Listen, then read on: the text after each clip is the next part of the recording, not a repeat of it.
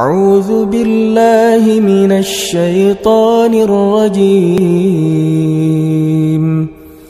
بسم الله الرحمن الرحيم.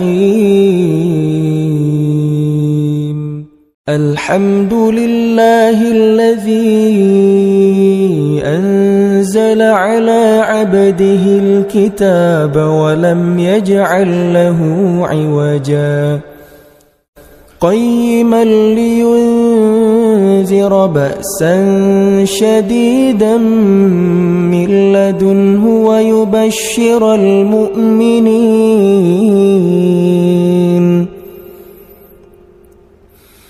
ويبشر المؤمنين الذين يعملون الصالحات أن لهم أجرا حسنا ماكثين فيه أبدا وينذر الذين قالوا اتخذ الله ولدا ما لهم به من علم ولا لآبائهم